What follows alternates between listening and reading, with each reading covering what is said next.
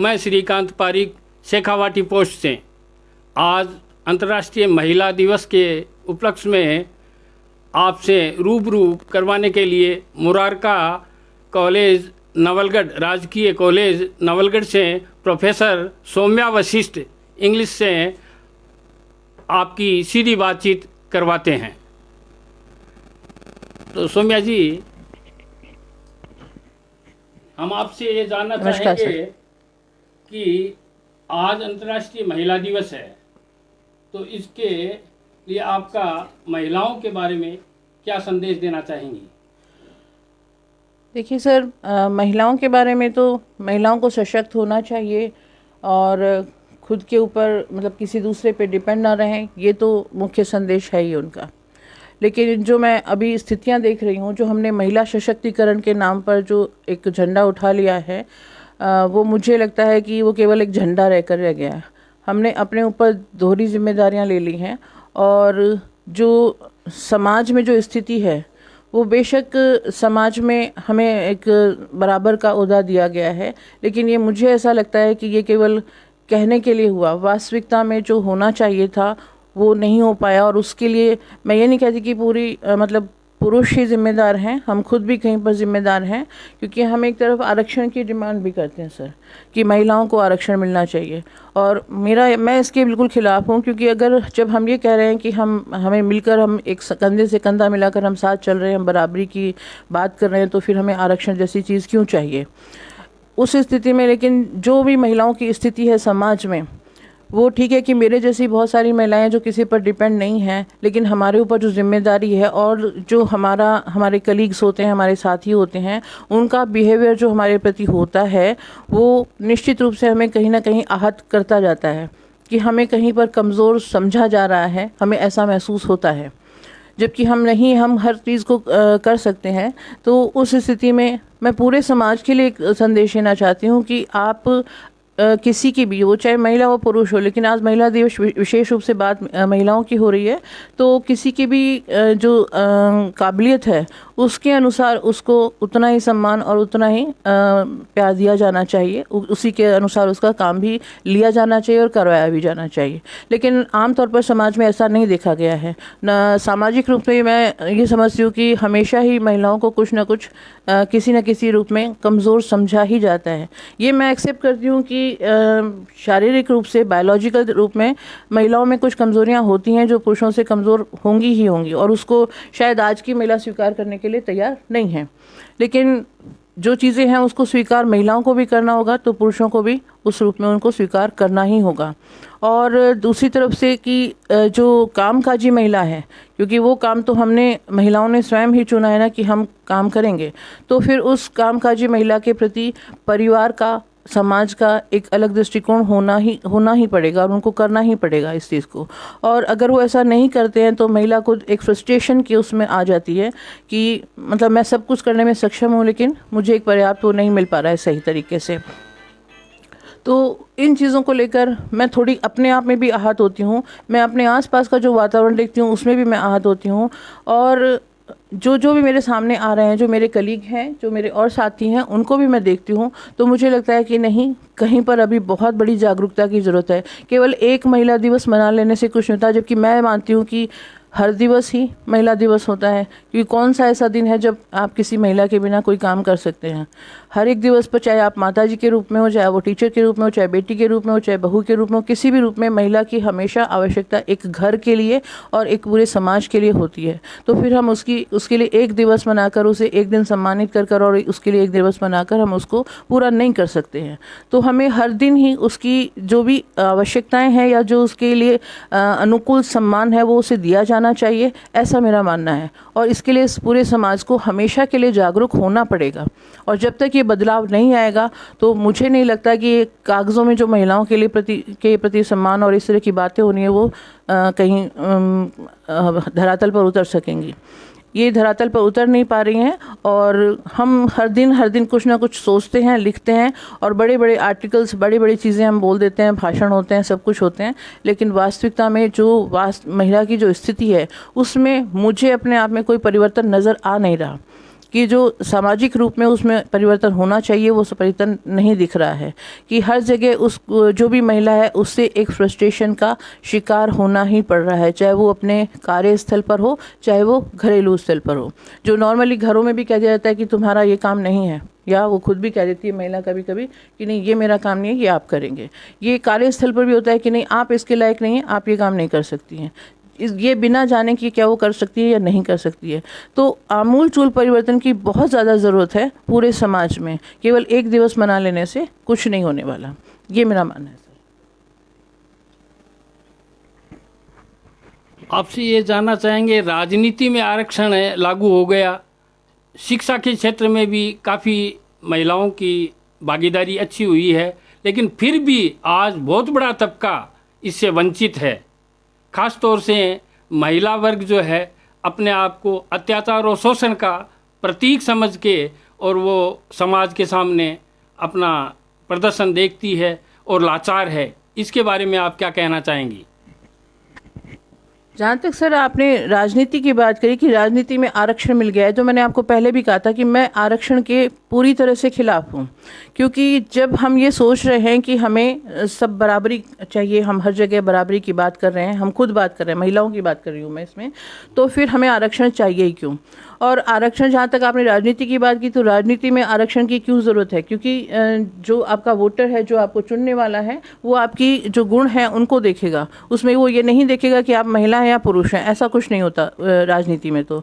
और दूसरी तरफ आपने सवाल किया कि वो महिलाएं जो अपने आप को लाचार और निरी वाली अवस्था में पाती हैं, वो मैं बार बार फिर आपको कह रही हूँ कि केवल एक दिन, आज की घटना में बताती हूँ कि आज मेरे यहाँ मेरा और मेरी हमारे यहाँ जो पियोन लगी हुई हैं कॉलेज में, उनका हम दोनों का एक साथ सम्मान हुआ। लेकिन वो महिला ये समझ ही नहीं पा रही कि आज आज मेरे साथ ऐसा क्यों हुआ। वो मुझे बाद में पूछती कि मैडम हमारा ही क्यों हुआ। तो महिलाओं को तो पता ही नहीं है, चाहे वो जॉब में आ गई, वो तो मेरे साथ काम कर रही हैं, दिन भर वो काम कर रही है, लेकिन उसको ये पता ही नहीं कि आज ऐसा क्यों हुआ। तो ये जब तक ये जागृति नहीं आएगी तब तक उसमें वो अपने आप को अबला और लाचार समझती ही रहेगी। क्योंकि अधिकांश जो स्थितियाँ हैं, ये ठीक है कि मेरे जैसा थोड़ा मिडिल क्लास में आ गए और हम थोड़ा सक्षम हो गए, तो और हम सब जानते भी हैं चीज़ों को, तो हम उन चीज़ों को सहन नहीं कर रहे हैं, या ये कह लीजिए कि हम उन चीज़ों को एक तरह से मैनिपुलेट नहीं कर पा रहे हैं। लेकिन जिन महिलाओं के लिए जिन्हें ये पता ही नहीं पूरी चीज़ों में, उनमें लिटरेसी की जहाँ पर कमी है, जब लिटरेसी की कमी होती है सर, तो उसमें महिला को ये पता नहीं होता कि क्या उसके अधिकार हैं, कहाँ पर वो संघर्ष कर सकती है। वो केवल दब के और कुचल के रह जाती है वो। और उस स्थिति में जब वो एक कामकाजी महिला भी है, तो फिर वो घर में भी उस प्रताड़ना को झेल रही है, और कार्यस्थल पर तो मैंने आपको बता ही दिया कि किसी भी रूप में हर तरह से ये माना ही जाता है कि महिला कहीं ना कहीं कमज़ोर है और वो उस काम को नहीं कर सकती है, वो सक्षम नहीं है। तो कार्यस्थल पर भी और अपने घर में भी, दोनों जगह पर वो प्रताड़ित हो रही है, और ये इस प्रताड़ना को वो बार बार मुखर होकर कह नहीं सकती। सबसे बड़ी जो समस्या है महिलाओं की, कि वो मुखर होकर बोलती नहीं है, चाहे वो उनके घर में हो रहा हो चाहे कार्यस्थल पर हो रहा हो। जब तक वो मुखर होकर बोलेंगी नहीं, तब तक इस स्थिति में बदलाव होने की संभावना मुझे लगती नहीं है। और ये मुखर होना तब होगा जब बहुत ज़्यादा लिटरेसी होगी, वो पढ़ी लिखी होंगी, उन्हें समझ होगी इन सब चीज़ों की, तब तो वो फिर मुखरित होकर बोलने की में सक्षम होंगी, अन्यथा ये संभव नहीं है। और महिलाओं की शिक्षा को लेकर, क्योंकि मैं शिक्षा जगत से जुड़ी हुई हूँ, तो मैं ये जानती हूँ कि जो बच्चियाँ हैं जो मेरे कॉलेज में आती हैं, और मैं पिछले 27 साल से जो जॉब कर रही हूँ उसमें लगातार मैं ये देख रही हूँ कि बच्चियाँ BA फाइनल ईयर में आते आते ही उनके दिमाग में बस एक ही चीज़ होती है, उनके और उनके घर वालों दोनों के पास एक ही बात होती है कि बस इनकी शादी कर देनी है और ये सेट हो जाना है। ये आप कह सकते हैं कि नहीं, ऐसा नहीं है, आप इसके लिए एग्री नहीं होंगे, क्योंकि हमने ये देखा है कि हम ही कह रहे हैं कि हमारी बच्चियाँ आगे बढ़े, सर्विस में जाएँ, नौकरी में लगें, अच्छी नौकरी पाएँ, अच्छी जगह पर जाएँ, लेकिन ये परसेंटेज बहुत कम है। जनरली जो देखा जा रहा है वो है कि मतलब आपने BA करा दिया, मैक्सिमम आपने BA करा दिया, उसके बाद आप उसकी शादी कर देंगे, उसका आगे का करियर क्या होगा वो कुछ उसको नहीं पता। और जब आप उसकी शादी कर देंगे, वो सेल्फ डिपेंडेंट हुई नहीं है, तो फिर वो आगे जाकर भी क्या होगा, उसको जैसे भी दबना है, कुचलना है, जो भी हम उसको शब्द यूज़ कर सकते हैं, वो उसके साथ होगा ही। और क्योंकि फिर वो उस समय सेल्फ डिपेंडेंट नहीं है, तो वो फिर मुखरित होकर बोलेगी भी नहीं। बोलेगी, अगर पेरेंट्स को बोलेगी तो जो माता पिता हैं उनको लगता है कि हमारे ऊपर बोझ हो जाएगा, और दूसरा जो हमारे यहाँ सामाजिक ताना बाना जिस तरह का बना हुआ है कि हम हर तरह से हम टूटेंगे, बिखरेंगे, कुचले जाएंगे, परेशान होंगे, फ्रस्ट्रेट होंगे, हर एक स्थिति में हम अपने घर को बचाने की कोशिश करेंगे कि मेरा घर नहीं टूटना चाहिए। ये एक सबसे बड़ी वो चलती है। और उस घर ना टूटने की जो टेंडेंसी है उसने महिला को इतना दबा दिया है, इतना कुचल दिया है कि वो अब आगे मुखरित होने की स्थिति में है ही नहीं। और मैंने जो कहा कि इस सारी स्थितियों में आमूल चूल परिवर्तन होने की ज़रूरत है कि वो अपनी, अगर उसको कोई समस्या है तो वो स्ट्रांगली उस चीज़ को बोल सके कि नहीं, यहाँ तुम गलत हो। वो कोई भी हो, कोई भी व्यक्ति हो उसके सामने, चाहे वो सड़क पर जा रही है, चाहे वो अपने कार्यस्थल पर है, चाहे वो घर में है, तो जो ना कहना और गलत को गलत कहना, ये जो क्षमता है ये महिलाओं में अभी मुझे लगता है कि अभी बहुत अच्छी तरह से पनपी नहीं है। और जिस दिन ये ऐसा हो जाएगा कि वो गलत को गलत और सही को सही एकदम स्वीकार भी करेंगी और उसको बोलेंगी भी, तब जाकर महिलाओं की स्थिति में कोई परिवर्तन मैं मानती हूँ कि उस समय हो सकेगा।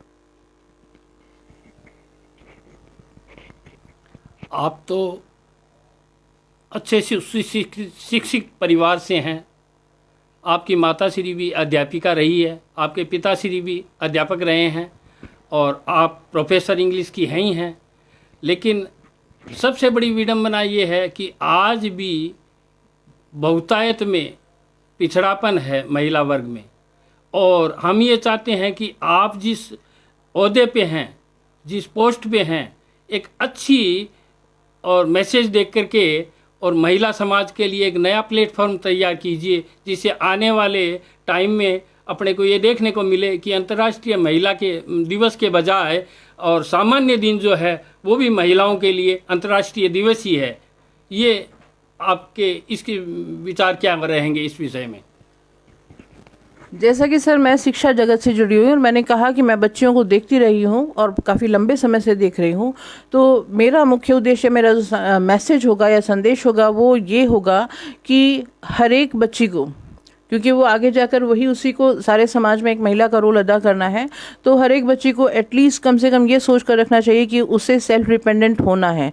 उसमें सबसे बड़ी जो समस्या आ रही है वो घर से आ रही है कि वो बच्चे को पढ़ने नहीं देना चाह रहे हैं, आगे बढ़ने नहीं देना चाह रहे हैं, क्योंकि उनका मुख्य उद्देश्य शादी वाला है कि शादी हो जाए और उसके बाद हम फ्री है, उसके बाद आप चाहो तो आप पढ़ो, आप नहीं तो, और उसके बाद आप, ये एक प्रैक्टिकल सी बात है कि व्यवहारिक रूप में ये संभव नहीं होता। 99% केसेस में संभव नहीं होता कि शादी के बाद वो अध्ययन कर सकेंगी और उसके बाद अपना करियर बना सकेंगी। तो आज के दिन विशेष रूप से मैं इस महिला दिवस पर मैं ये चाहूँगी कि सभी बच्चियों को और उनके पेरेंट्स को इतना तो समझना और पड़ेगा और एक स्वीकार करना भी पड़ेगा कि बच्चियों को हर हाल में सेल्फ डिपेंडेंट बनाकर वो आगे भेजें। शादी सभी की होती है, होनी है, और ये सारी चीज़ें कॉमन है, लेकिन इतनी वो बच्ची सक्षम हो कि उसको कल उसके साथ कोई परेशानी पैदा होती है या वो कहीं पर अपने आप को ये महसूस करती है कि नहीं ये मेरे साथ ठीक नहीं हो रहा है, तो फिर वो इस लायक तो हो कि वो कुछ अपने आप कर सके, क्योंकि जब तक वो डिपेंडेंट रहेगी तब तक वो अपनी आवाज़ को मुखर नहीं कर सकती है।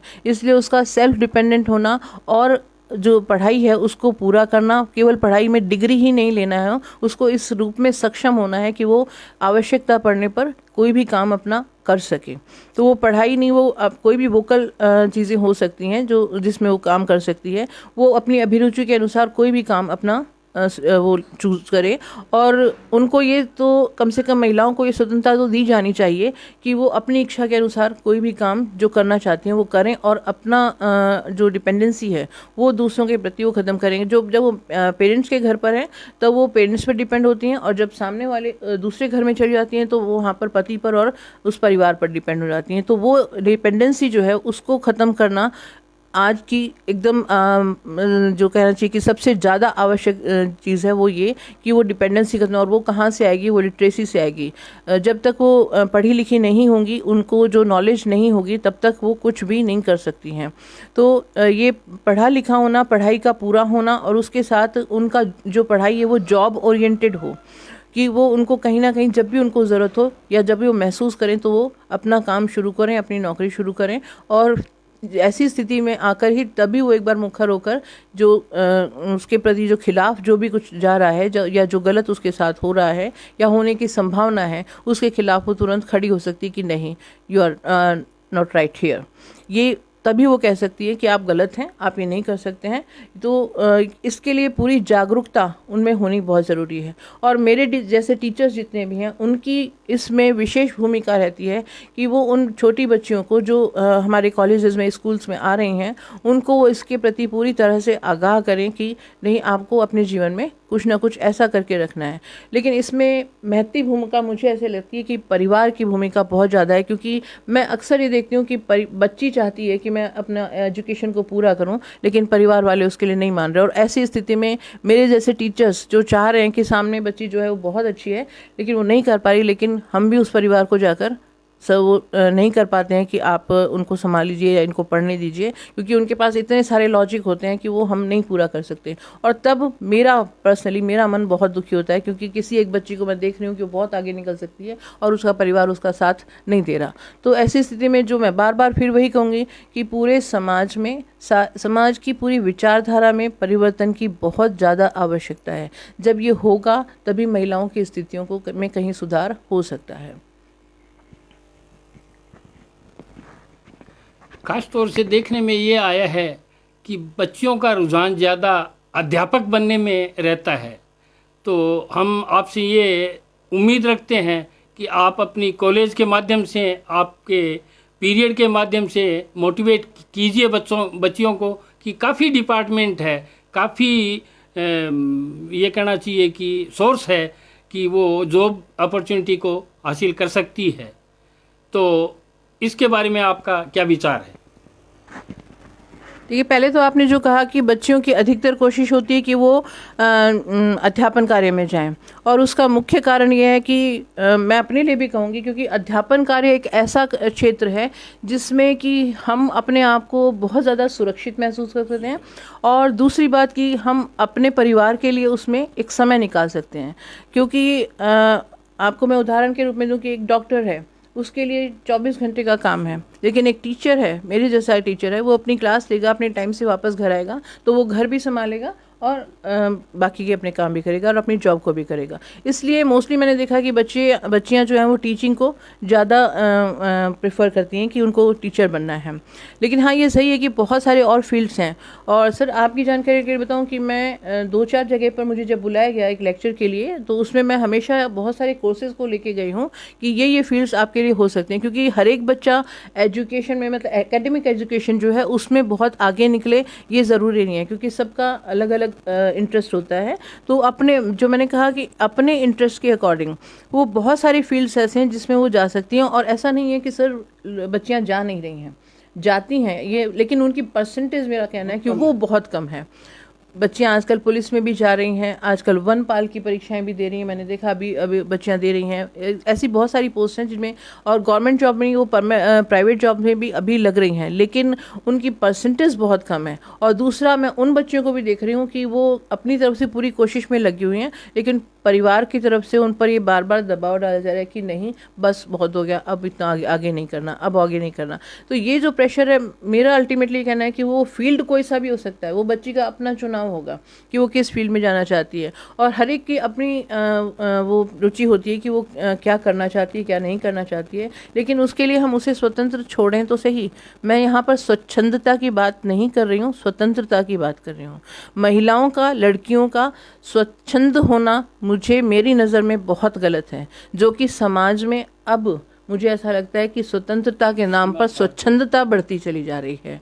हमने जो झंडा उठाया, मैंने बताया महिला सशक्तिकरण के नाम पर, वो झंडा हमने स्वतंत्रता के लिए नहीं उठाया, हमने स्वच्छंदता के लिए उठा लिया कि हमें क्या चाहिए कि हम घर को नहीं संभालेंगे। और जो मतलब नौकरी पेशा भी हैं, उनकी भी वास्तविक स्थिति मुझे बोलते हुए बिल्कुल शर्म नहीं आ रही इस पर कि हम जब कामकाजी महिलाएं और हम कुछ पैसे कमा कर घर में लाते हैं, तो हमारी एक्सपेक्टेशन ये होती है, और एक्सपेक्टेशन नहीं, हम उसको बोलते भी हैं कि मैं कमा रही हूँ इसलिए मैं ये काम क्यों करूँ। तो ये जो स्थिति है, इसको मैं बहुत गलत मानती हूँ इस समाज के लिए, क्योंकि हर एक, चाहे पुरुष हो या महिला, उनके अपने कर्तव्य हैं, तो महिलाओं के भी अपने कर्तव्य हैं। और इसमें मैं एक बहुत अच्छा उदाहरण अक्सर दिया करती हूँ और बोलती भी, और मेरा मानना भी ऐसा कि महिला को, नारी को हमने दुर्गा के रूप में माना है, स्वीकार किया देवी के रूप में, और हम कहते भी हैं कि यत् नारति पूजनते, और जो तो उस कंडीशन में मेरा ये मानना है कि हमें तो देवी नहीं बनना है, हमें नारी ही बने रहना है। मेरी हर बच्ची को यही एक सीख होती है हमेशा, और पिछले 20 सालों से मैं लगातार ये सीख दे रही हूँ कि नहीं, तुम्हें देवी बनने की कोशिश करनी ही नहीं है। दुर्गा के रूप में जो हमने जो दुर्गा की मूर्ति देखी है या जो उनकी फ़ोटो देखी है, उसमें हमने देखा है दुर्गा, माता दुर्गा के 8 हाथ दिखाए गए हैं। और मेरा ये मानना है कि एक नारी है जो 8 काम एक साथ कर सकती है, पुरुष नहीं कर सकता, ये क्षमता नहीं है।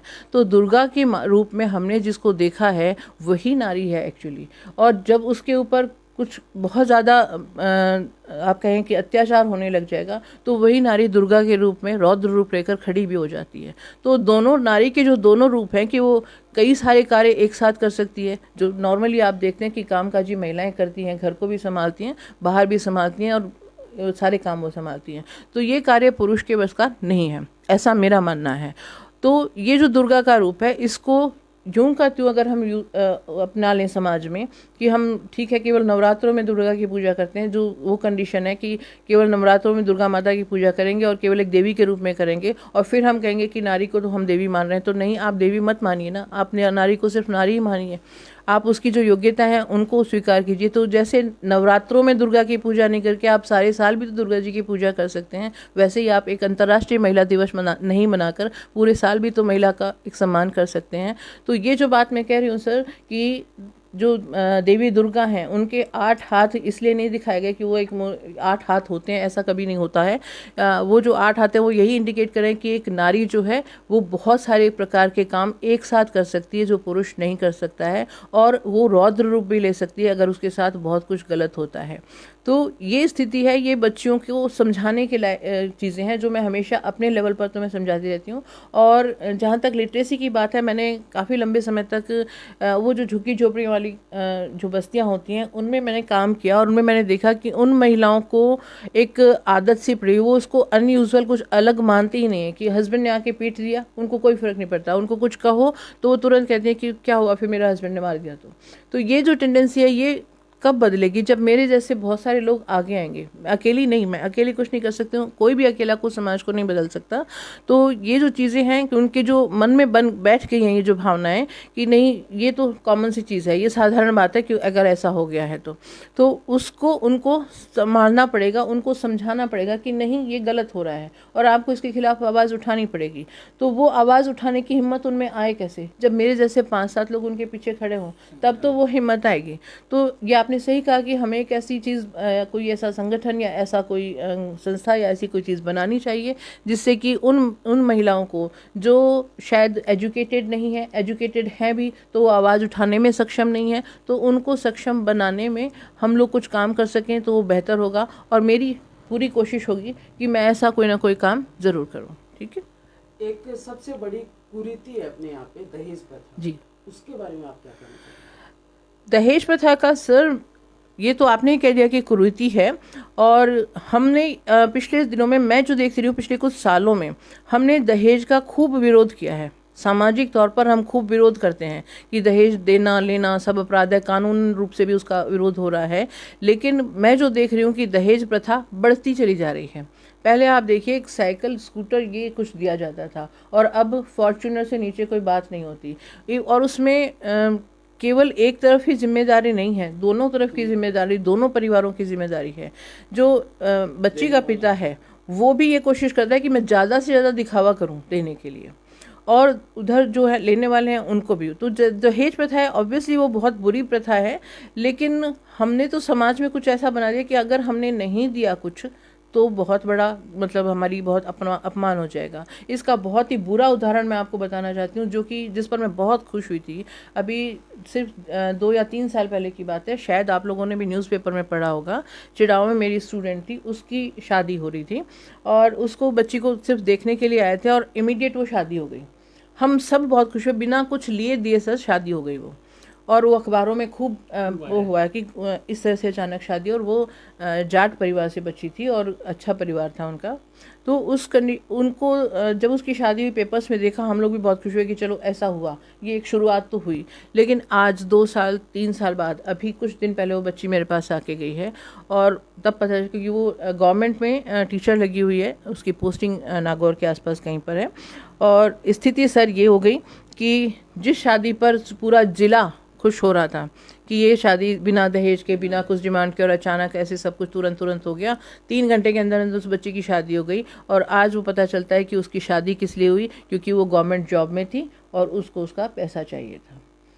और उसने मेरे से 8-9 महीने पहले कांटेक्ट किया था कि मैम ऐसी ऐसी स्थिति हो रही है। मैंने उसको पहली एक राय ये दी थी कि तुम पैसा देना बंद करो एक बार, फिर देखते हैं क्या होता है। जब उसने पैसा देना बंद किया तो आज स्थिति आ गई कि उसका डिवोर्स केस चल रहा है। सर आप बताइए कि ये दहेज कहाँ लेकर जाएगा। उससे बार बार, क्योंकि उसके फादर बैंकर हैं, तो उनको ये डिमांड कर रहे हैं कि आप हमें लोन दिलवाइए, तुम अपने आप लोन ले लो, तुम्हारा तो जॉब है, तुम उस पर। ये सारी स्थितियां हैं इसमें। वो तो बच्ची खूब पढ़ी लिखी है, एमए इंग्लिश वो भी करी हुई है, और वो उसमें साथ में पढ़े, फादर बैंकर है, मदर टीचर है। आप देखिए कि स्थिति कहाँ पर पहुँच रही है। तो दहेज सही बात है कि बहुत बुरी बात है, लेकिन हम जो परिवार के लोग हैं या समाज के लोग हैं वो भी तो उसके प्रति सचेत हों। क्यों उसके माता पिता ने इस चीज़ को क्रॉस चेक नहीं किया कि ये अचानक ऐसा क्यों हो गया, जो कि नॉर्मली समाज में नहीं प्रचलित है। अगर प्रचलन से हटकर कोई काम हो रहा है तो उससे फिर क्रॉस चेक किया जाना चाहिए था, मैं ऐसा समझती हूँ। उन्होंने जिनकी मैं बात बता रही हूँ, उन्होंने कुछ गलत सूचनाएं दी कि हमारा ये बिज़नेस है, ये बिज़नेस है। तो उन्होंने, क्योंकि वो इतने ज़्यादा खुशी हो रही थी और सब तरफ ये सब कुछ हो रहा था, तो वो शादी हुई भी और फिर अब टूटने के कगार पर भी आ गई। तो मुझे ऐसा लगता है कि अब जो स्थिति आ गई, पहले दहेज के नाम पर सिर्फ कुछ चीज़ें और कुछ सामान मांगा जाता था। अब आप देखिए कि जो समाज में परिवर्तन आया कि हमें पढ़ी लिखी लड़की भी चाहिए, हमें नौकरी पेशा लड़की भी चाहिए, और फिर हम उसकी जो घर की जिम्मेदारियां हैं वो भी हम पूरा डालेंगे, उसमें हम कोई सपोर्ट करने वाले नहीं हैं।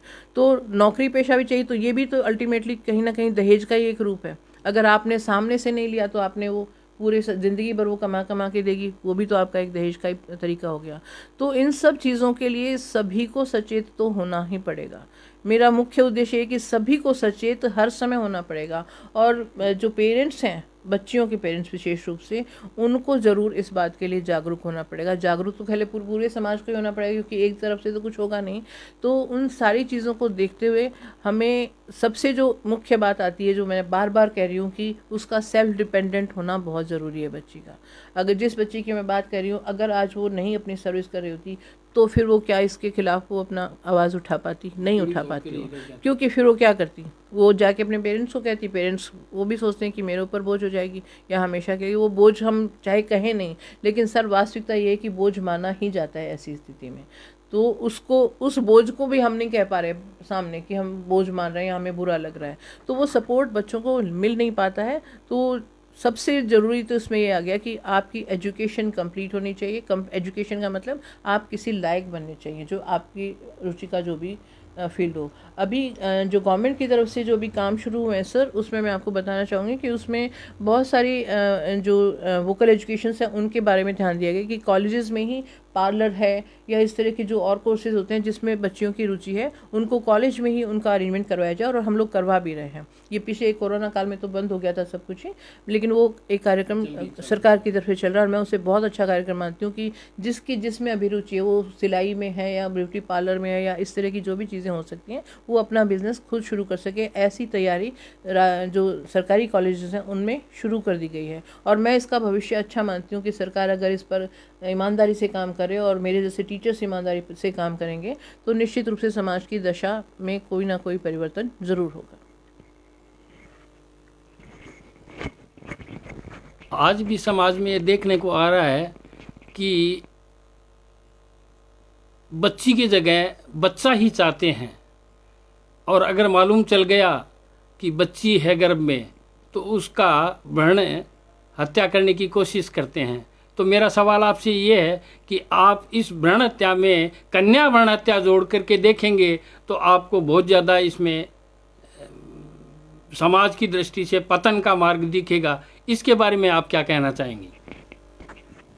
सर देखिए, इस विषय पर ये बहुत बड़ा विषय है कन्या भ्रूण हत्या वाला, और घूम के मुझे फिर वही वापस आना पड़ेगा जो मैं बोल रही हूँ कि मुझे भी दुख होता है जब मैं सुनती हूँ कि कन्या भ्रूण हत्या, लेकिन आप उसके परिप्रेक्ष्य में जाकर एक बार सोचिए, उस पूरे समाज को सोचना पड़ेगा उसके ऊपर। जब तक समाज नहीं सोचेगा ये इस तरह की बातें कि कन्या भ्रूण हत्या नहीं होनी चाहिए और उसके खिलाफ हम रैली निकाल रहे हैं और ये सब कर रहे हैं, इससे कुछ नहीं होना है। कन्या भ्रूण हत्या हो क्यों रही है या लड़के की आशा क्यों की जा रही है, लड़की की आशा क्यों नहीं की जा रही है, उसको क्यों नहीं एक्सेप्ट किया जा रहा, इसके पीछे भी तो कोई तो कारण होगा कि कोई माता पिता ऐसे कैसे हो सकते हैं कि वो अपने ही बच्चे को ख़त्म कर दें। ये संभव नहीं है, उसके पीछे कोई ना कोई कारण तो होगा। और जो कारण मैं समझ पाई हूँ इतने टाइम में, आप देखिए एक बच्ची पैदा होती है, उसके भरण पोषण का, बच्चे के साथ भी ऐसा ही होगा कि भरण पोषण का, पढ़ाई लिखाई का, सबका खर्चा पेरेंट्स करेंगे। उसके बाद जैसा आपने कहा दहेज, शादी का वक्त आएगा, दहेज के रूप में बहुत सारा कुछ देना है। उसके बाद में भी ये आप कंफर्म नहीं है कि वो सब कुछ सही होगा क्या, वो एक अलग वो चल रही है। उसके बाद वो शादी हो गई। हमारे यहाँ जो प्रथाएं हैं वो कुरीतियाँ बन चुकी हैं, प्रथाएं नहीं हैं एक्चुअली। वो प्रथाएं इस तरह की हो गई कि वो जो लड़की है वो शादी होकर दूसरे घर में गई, फिर उसके यहाँ हर साल हर तीज त्योहार पर हमेशा आपको देते रहना, क्योंकि हमारे प्रथाएं हैं ये, आप देते रहेंगे। फिर उसके भी बच्चे हो गए, उनकी शादियां होने लग गई, तो वो भात भरना है और ये करना है, ऐसी बहुत से बहुत सारी। तो यानी एक बच्ची का जन्म होने के साथ आपके साथ ये जुड़ गया कि आपको जिंदगी भर उसको देना ही देना है, और अगर आप नहीं देते हैं तो आपका अपमान है, समाज आपको धिक्कारता है, ऐसा आप मानते हैं। तो ये कुरीतियाँ जब तक रहेंगी तब तक कन्याएं बोझ बनकर ही रहेंगी, और जो फिर उन बोझ को उठाने में सक्षम नहीं है तो वो अपनी ममता को घोटेंगे, अपना गला घोट के उसका गला घोट ही देंगे। तो कन्या भ्रूण हत्या के बारे में जितना भी हम बोल रहे हैं, बोलना नहीं है हमें। अपनी पहले समाज से ये जो कुरीतियाँ हैं, जो प्रथाओं के और परंपराओं के नाम पर हमने चला रखी हैं, इनको हटाना बहुत ज़रूरी होगा। तब जाकर जो बच्चियाँ हैं उनका जीवन सुधरेगा और उनका जीवन बचेगा भी। कन्या भ्रूण हत्या की बात आपने की, तो वो पेरेंट्स भी तो मजबूर हो रहे हैं कई बार। चूँकि आप साहित्यिक क्षेत्र से भी जुड़ी हुई हैं, तो साहित्य के माध्यम से आप क्या संदेश देना चाहेंगी कि वो समाज के लिए उपयोगी हो और अंतर्राष्ट्रीय महिला दिवस है उस सब्जेक्ट को भी कवर करती हो? ऐसे बोल लेती हूँ। देखिए, मैं संदेश तो कुछ नहीं देना चाहती, मतलब ऐसा नहीं कि जो संदेश मैंने जो देना था मैंने दे लिया, कि समाज में आमूल परिवर्तन की ज़रूरत है, परंपराओं को कुरीतियाँ बनने से बचाने की ज़रूरत है। लेकिन आज की जो औरत है उसका एक चित्र मैं खींच देती हूँ, और वो ये कि मुझे बचाओ कहती हुई मैं, मुझे बचाओ कहती हुई मैं आग की दिशा में बढ़ती जा रही हूँ। लपटों की तेज गर्मी और जलन अनुभव कर रही हूँ, परंतु झुलसती हुई भी मैं उसी को पकड़ने को आतुर हूँ। झुलसती हुई भी मैं उसी को पकड़ने को आतुर हूँ। मेरी विडंबना का यह रूप कब खत्म होगा? मेरी विडंबना का यह रूप कब खत्म होगा और कब शुरू होगी मेरी अपनी कहानी? जहाँ सूरज सी ताजी मैं उग सकूंगी, जहाँ सूरज सी ताजी मैं उग सकूंगी, अथवा यूं ही सती होती रहूंगी या जलकर मरती रहूंगी। साक्षात आग में जलकर मरने वाली स्त्रियां कितनी भाग्यवान हैं। सर ध्यान दीजिएगा, साक्षात आग में जलकर मरने वाली स्त्रियां कितनी भाग्यवान हैं, और कुछ नहीं तो मुक्त तो हैं, और कुछ नहीं तो मुक्त तो हैं कि इतनी लग्जरी अफोर्ड कर पा रही हैं कि वो आग में जल जा रही हैं, जो मैं नहीं कर पा रही हूँ। साक्षात आग में जलकर मरने वाली स्त्रियां कितनी भाग्यवान हैं, और कुछ नहीं तो मुक्त तो हैं कि इतनी लग्जरी अफोर्ड तो कर सकती हैं जो मैं नहीं कर पा रही हूँ। क्या करूँ, क्या करूँ, क्या करूँ चिल्लाती हुई मैं, क्या करूँ, क्या करूँ, क्या करूँ चिल्लाती हुई मैं आग बुझाने वाले पानी की तरफ भागती हूँ। और हिंदुस्तान में जो औरतें बर्फ नहीं बन जाती, वो जलाई जाती हैं या स्वयं जल जाती हैं। तो हमने अपनी स्थिति सर ये बना ली है कि हम अपने आप में बर्फ़ बन गए हैं, कि हम जमे हुए हैं, जैसे भी हैं जमे हुए हैं। जैसे ही हमारा पिघलना शुरू होता है तो समाज में उथल पुथल शुरू हो जाती है कि एक महिला ऐसा कैसा कर सकती है। तो हमें बर्फ़ रहना पड़ रहा है। तो मेरी ये है कि ये जो ऊष्मा है, अपनी महिला की जो ऊर्जा है, उसको ऊष्मा में बदलकर अपनी बर्फ़ की सिल्ली को पिघलाएं और बाहर निकलें। अंत में सौम्या जी, आपसे मैं ये सवाल जानना चाहूँगा कि अंतर्राष्ट्रीय महिला दिवस की सार्थकता क्या है? देखिए, वास्तविकता में तो मैं ये कहूँगी कि एक ही दिवस क्यों महिलाओं के लिए। सार्थकता हाँ इतनी ज़रूर है कि जैसे आज मैंने आपको उदाहरण बताया कि वो एक महिला है, मुझसे कह रही कि मैडम आज हमारे साथ ही ऐसा क्यों हुआ, क्योंकि हमें माला पहनाई गई, क्यों, वाई, वो नहीं जानती कि क्यों।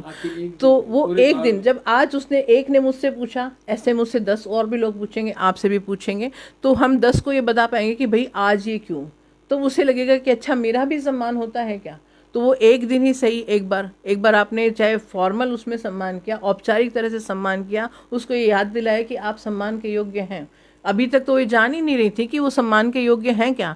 तो ये एक जो अंतर्राष्ट्रीय महिला दिवस है, जिसके प्रति मैं सहमत नहीं हूँ, लेकिन फिर भी मुझे कहीं पर सहमत होना पड़ता है कि उस एक दिन से एक नहीं, दो नहीं, हज़ारों महिलाओं में एक जागरूकता पैदा होती है कि मेरा खुद का कोई अस्तित्व भी है, मुझे भी कोई सम्मान मिल सकता है क्या। और ये जागरूकता जैसे ही थोड़ा सा अंकुरित होती है, वैसे ही उस महिला के अंदर कुछ और नई चीज़ें जागृत हो जाती हैं और फिर उसका अपना आत्मसम्मान जो है वो जाग सकेगा।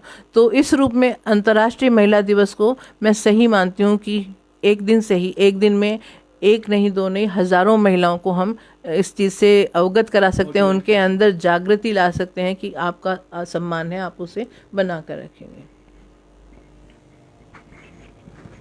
दोस्तों, आज की हमारी बातचीत इंग्लिश की प्रोफेसर राजकीय मुरारका कॉलेज नवलगढ़ से सौम्या जी वशिष्ठ के साथ थी। अगली कड़ी में किसी अन्य शख्सियत के साथ जुड़े रहिए। हमारे साथ शेखावाटी पोस्ट श्रीकांत पारिक